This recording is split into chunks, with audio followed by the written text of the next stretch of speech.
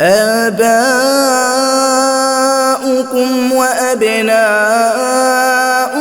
لا تدرون أيهم أقرب لكم نفعا فريضة من الله إن الله كان عليما حكيما. أعوذ بالله من الشيطان الرجيم. بسم الله الرحمن الرحيم. يوصيكم الله في أولادكم للذكر مثل حظ الأنثيين فإن كن نساء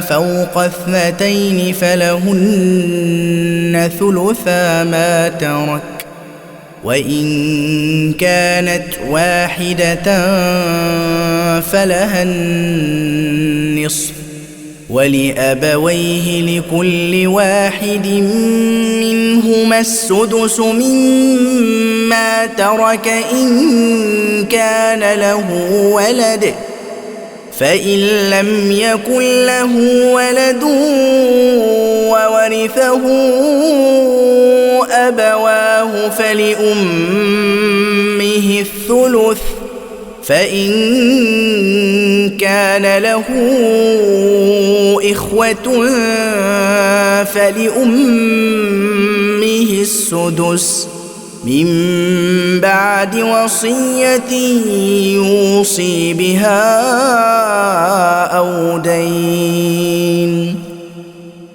آباؤكم وأبناؤكم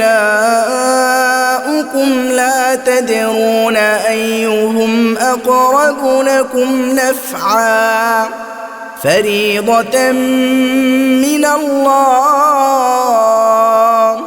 إن الله كان عليما حكيما.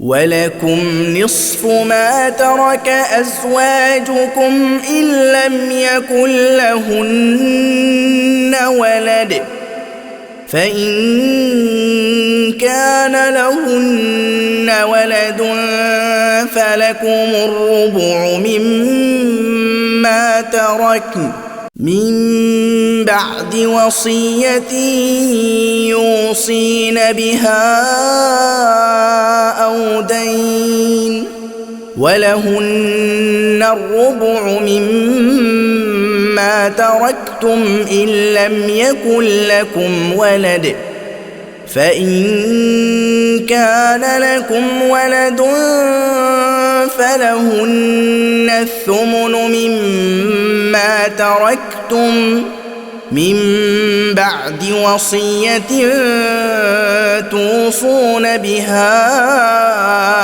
أو دين وإن كان رجل يورث كلالة أو امرأة وله